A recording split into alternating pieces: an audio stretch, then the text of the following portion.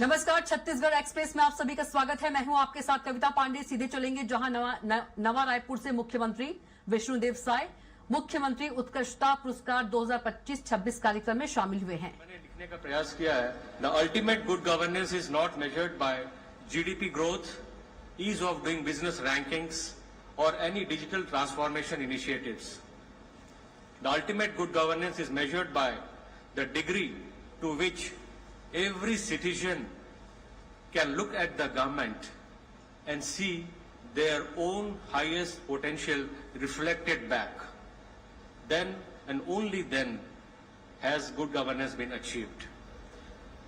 आज मैं सबसे पहले रिक्वेस्ट करूंगा कि ये जो स्लाइड आप देख रहे हैं, ये हमारा एक छोटा सा विजन है जो हमने पिछले 2 वर्ष में प्रयास किया और इसको आगे लेके जाने का हमारा प्रयास है।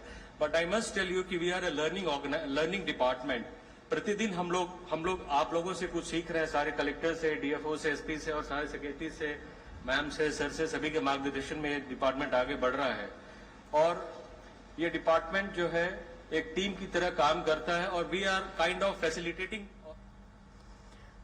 सुदृढ़ होते स्वरूप को रेखांकित करते हुए मुख्यमंत्री उत्कृष्टता पुरस्कार 2025-26 और उनके विजेताओं की घोषणा की है, जो राज्य के विभिन्न जिलों और विभागों द्वारा लागू किए गए उन नवाचारों को सम्मानित करने हेतु दिया जा रहा है।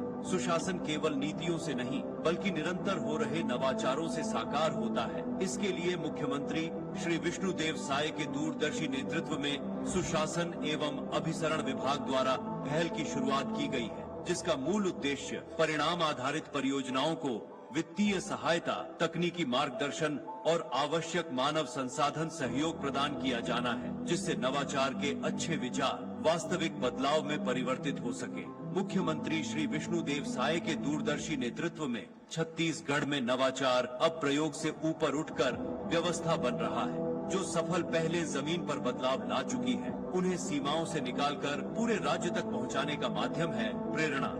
इसे सशक्त बनाने के लिए सुशासन एवं अभिसरण विभाग द्वारा IIM रायपुर और ट्रांसफॉर्म रूरल इंडिया के साथ रणनीतिक सहयोग स्थापित किया जा रहा है, जिससे नवाचार की ये पहलें स्थायी और संस्थागत रूप ले सके। इसी का परिणाम है कि सुशासन एवं अभिसरण विभाग द्वारा गुड गवर्नेंस पोर्टल के माध्यम से राज्य भर से नवाचार आमंत्रित किए गए, जिनमें कुल 312 प्रविष्टियां प्राप्त हुई। इन प्रविष्टियों का मूल्यांकन 2 स्तरों पर किया गया और अंततः 10 विजेता नवाचारों का चयन किया गया। इसके तहत जिला श्रेणी में दंतेवाड़ा जिले की ब्लॉकचेन आधारित भूमि अभिलेख डिजिटलीकरण, जशपुर जिले की निर्माण जशपुर, मोहल्ला मानपुर अम्बागढ़ चौकी में लागू संवर्धित take home ration ATHR, Gariaband जिले की हाथी ट्रैकिंग एवं अलर्ट ऐप एवं नारायणपुर जिले का इंटिफाई इंटेलिजेंस 2।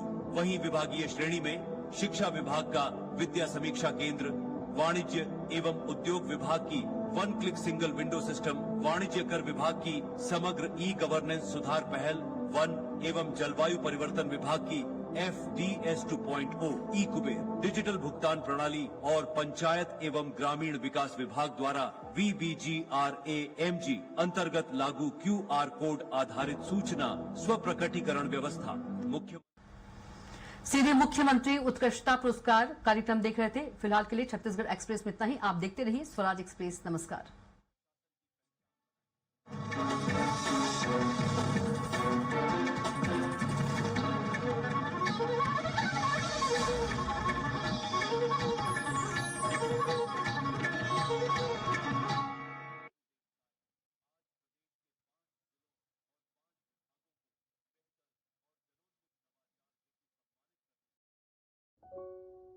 मेरा एक दोस्त जॉइंट पेन से परेशान था।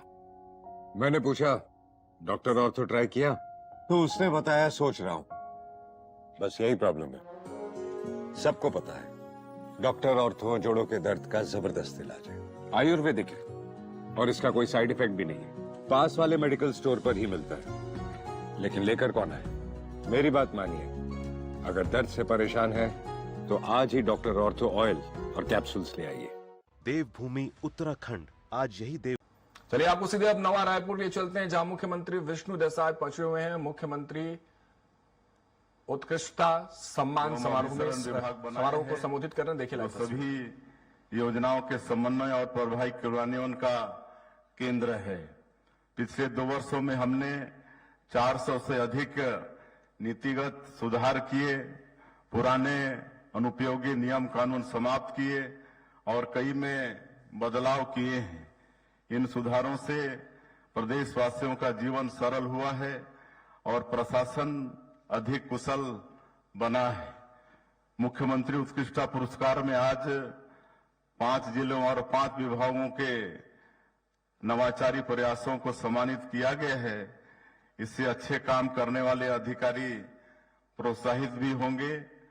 आगामी वर्ष से 8 अलग अलग क्षेत्रों में यह पुरस्कार प्रदान किया जाएगा। इनमें ई गवर्नेंस, सेवा वितरण, ग्रामीण व शहरी विकास जैसे क्षेत्र में हम पुरस्कार देंगे। व्यापक सहभागिता से यह स्पष्ट है कि छत्तीसगढ़ में नवाचार और सुशासन की मजबूत संस्कृति विकसित हो रही है। शासन में नवाचार को बढ़ावा देने हेतु पहल और प्रेरणा योजनाएं प्रारंभ की जा रही हैं।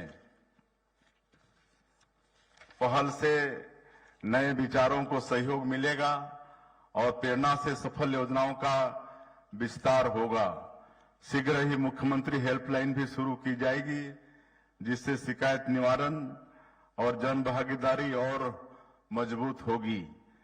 सेवाओं की उपलब्धता बेहतर बनाने के लिए प्रक्रियाओं का सरलीकरण और लोक सेवा गारंटी अधिनियम को LSG 2.0 के रूप में विकसित भी किया जा रहा है। बदलते दौर के साथ लगातार तकनीक जीवन शैली का हिस्सा बन रहा है। ऐसे में डिजिटल संसाधनों की शक्ति को पहचानते हुए हमने तकनीक को सुशासन का प्रमुख हथियार बनाया है। सभी नागरिक सेवाएं ऑनलाइन उपलब्ध कराना हमारी सर्वोच्च प्राथमिकता है। ई ऑफिस ने सरकारी कामकाज में गति लाने के साथ ही पारदर्शिता भी सुनिश्चित की है। अब फाइलें हफ्तों महीनों नहीं, एक क्लिक पर आगे बढ़ती हैं। ये ऑफिस की बदौलत सरकारी कर्मचारी अधिकारियों की जवाबदेही तय हो रही है। इससे भ्रष्टाचार की गुंजाइश भी कम हुई है। ये ऑफिस मंत्रालय में शुरू किया गया था, जो अब विभागाध्यक्ष कार्यालयों में भी आरंभ हो गया है। आगामी कुछ महीनों में इसे सभी संभागों और जिलों में भी शुरू किया जाएगा। जरा सोचिए, डिजिटल पहल ये ऑफिस एक साथ कितने लाभकारी परिणाम को लेकर आई है। यहाँ मुख्य सचिव बैठे हैं। 3 दिन पहले ही उन्होंने ये ऑफिस में बेहतर काम करने वाले अधिकारियों और कर्मचारियों को सम्मानित किया है। निश्चित ही इससे अच्छा काम करने वाले लोग प्रोत्साहित होंगे। इस प्रयास के लिए मैं आप सभी को बधाई भी देता हूं। हम सरकारी ऑफिसों के वर्क कल्चर में बदलाव ला रहे हैं। बायोमेट्रिक उपस्थिति अनिवार्य की जा रही है। इसे धीरे धीरे सभी कार्यालयों में भविष्य में लागू किया जाएगा। प्रधानमंत्री श्री नरेंद्र मोदी जी के नेतृत्व में हमारा देश विश्व की सबसे बड़ी अर्थव्यवस्था बना है, तो इसके पीछे सुशासन सबसे अहम है। हमारा देश डिजिटल पेमेंट के मामले में पहले पायदान पर है। यह गुड गवर्नेंस से ही संभव हुआ है। मैं यहां उपस्थित आप सभी से आह्वान करता हूं कि आप सुशासन पर केंद्रित अधिक से अधिक नवाचार करें। लोक प्रशासन में उत्कृष्टता के लिए प्रधानमंत्री जी द्वारा हर साल पुरस्कार भी दिया जाता है। यह पुरस्कार सिर्फ आपको नहीं बल्कि पूरे राज्य को गौरवान्वित करता है। वो आपका व्यक्तिगत नहीं बल्कि उससे राज्य का भी सम्मान बढ़ता है। यहां मैं सिविल सेवा दिवस के अवसर पर माननीय प्रधानमंत्री जी द्वारा कही गई एक बात का अवश्य उल्लेख करूंगा। वह कहते हैं कि सरकार की छवि को सकारात्मक बनाने में सुशासन की अहम भूमिका होती है। सुशासन तभी आएगा जब आपकी नीति और नियत दोनों अच्छी होगी। कोयला और दूसरे खनिज के परिवहन से जुड़ी परमिट व्यवस्था को मैनुअल कर दिया गया था पिछले दिनों। यह क्यों किया गया था, यह किसी से छिपा भी नहीं है। हमने खनिज के परिवहन से जुड़ी परमिट व्यवस्था को ऑनलाइन किया। इससे सरकारी पैसे में सेंधमारी नहीं होगी। जो पैसा विकास कार्यों में खर्च होना चाहिए उसे भ्रष्टाचार की भेंट नहीं चढ़ने दिया जाएगा। हमारी डबल इंजन की सरकार ने शासकीय खरीदी की प्रक्रिया को जेम पोर्टल पर लेकर आई है। इससे खरीदी में पारदर्शिता और प्रतिस्पर्धा बढ़ी है और भ्रष्टाचार पर रोक भी लगी है। लेकिन अब भी एक दो शिकायतें बीच में आती हैं। मैं अधिकारियों से आग्रह करूंगा कि ऐसी गड़बड़ी भविष्य में और न हो, इस पर आप सब लोग निगरानी रखें। खरीदी प्रक्रिया समय रहते शुरू की जाए, जिससे शासकीय कार्यक्रमों में रुकावट न आए, इसका भी ख्याल हमारे अधिकारी करेंगे, ऐसा मेरा आग्रह है। खरीदी प्रक्रिया में गड़बड़ी करने वालों पर सख्त से सख्त कार्रवाई भी करें। इसी तरह हमने रजिस्ट्री विभाग में 10 क्रांतिकारी पहल की है, जिसके माध्यम से आम नागरिकों के लिए रजिस्ट्री प्रक्रिया काफी आसान कर दी गई है। अब लोग घर बैठे ही रजिस्ट्री कर रहे हैं। हमारी सरकार नई औद्योगिक नीति लेकर आई है। इससे पिछले साल भर में ही 7.83 लाख करोड़ रुपए से अधिक के निवेश प्रस्ताव प्राप्त हुए हैं। इसके पीछे बड़ी वजह नई औद्योगिक नीति का इंडस्ट्री फ्रेंडली होना है। आप सभी की जवाबदारी है कि निवेशकों को सिंगल विंडो सिस्टम 2.0 के जरिए अप्रूवल और क्लियरेंस तेजी से मिले। गुड गवर्नेंस का उद्देश्य है कि समाज के अंतिम व्यक्ति को बुनियादी सेवाओं के लिए भटकना न पड़े।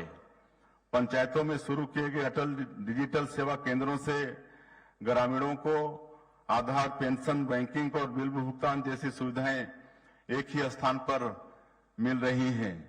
हमारी सरकार ने तकनीकी नवाचार के माध्यम से नागरिकों तक सुशासन की प्रभावी पहुंच सुनिश्चित करने के लिए अनेक पहल की है। इसी क्रम में आज ई प्रगति पोर्टल का शुभारंभ भी किया जा रहा है, जिसका उद्देश्य राज्य की बृहद परियोजनाओं एवं योजनाओं के क्रियान्वयन को अधिक प्रभावी, पारदर्शी और समयबद्ध बनाना है। इस पोर्टल से योजनाओं की प्रगति का डाटा रियल टाइम में उपलब्ध हो सकेगा। सभी विभागों, जिला प्रशासन तथा मुख्यमंत्री कार्यालय के बीच बेहतर समन्वय भी इससे स्थापित होगा।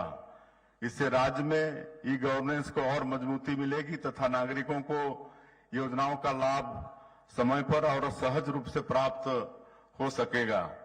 मैं सभी कलेक्टर्स, सचिव और संबंधित अधिकारियों से अपेक्षा करता हूं कि वे योजनाओं की प्रगति को नियमित रूप से अपडेट करेंगे, जिसकी सतत मॉनिटरिंग मेरे स्तर पर भी की जाएगी।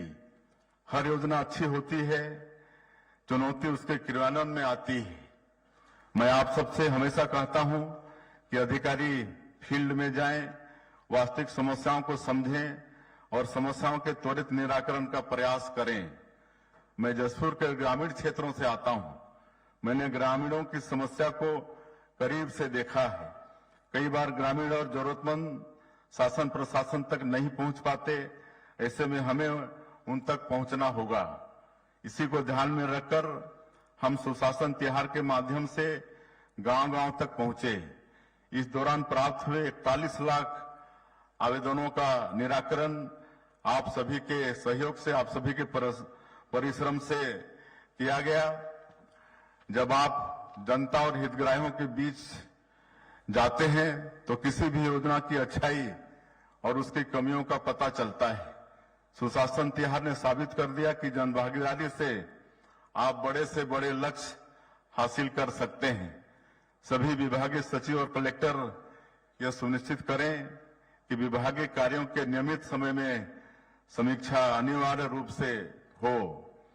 जनप्रतिनिधि काफी दौरे करते हैं, लोगों के संपर्क में रहते हैं, उनसे लगातार फीडबैक भी लेने की आवश्यकता है। सांसद और विधायकों के पत्रों का समय पर जवाब दें, उनके आवेदनों पर नियमानुसार त्वरित कार्रवाई करें। बड़ी संख्या में लोग उनके माध्यम से अपनी समस्याएं रखते हैं।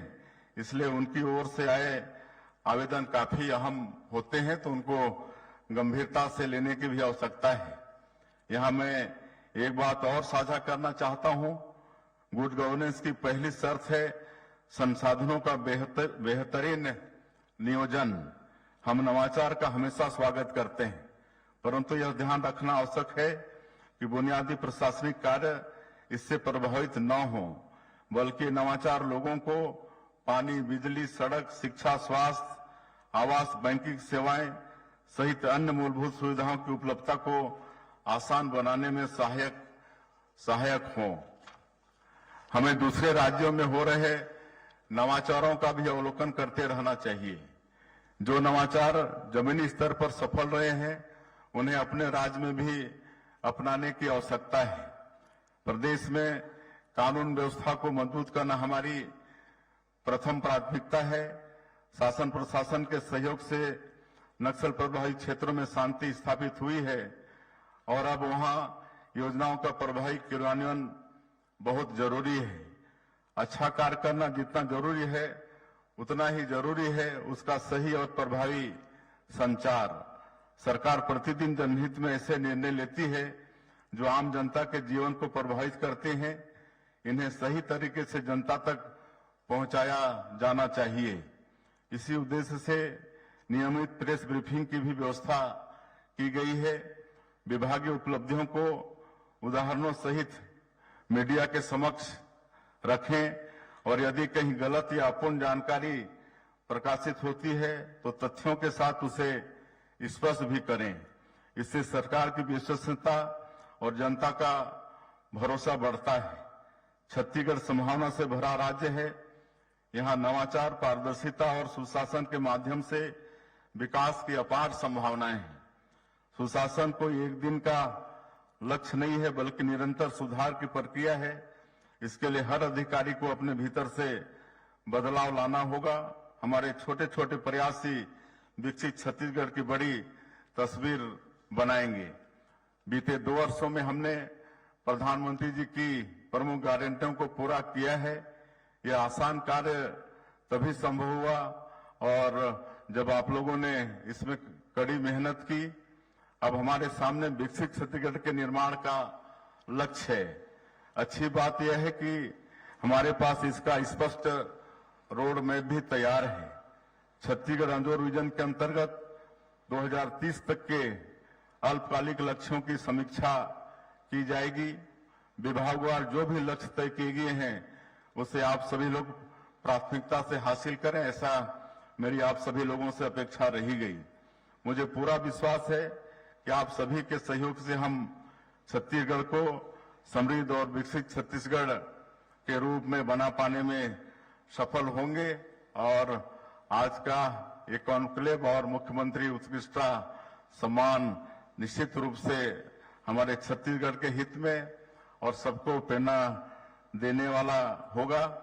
मैं एक बार फिर से आप सभी लोगों को नव वर्ष की बहुत बहुत शुभकामनाएं देते हुए अपनी बात समाप्त करता हूं। जय हिंद, जय छत्तीसगढ़। बहुत बहुत धन्यवाद माननीय मुख्यमंत्री महोदय आपके आशीर्वचन के लिए। अच्छा काम जितना जरूरी है उससे ज्यादा जरूरी है उसका संचार करना। सुशासन केवल कागजों पर नहीं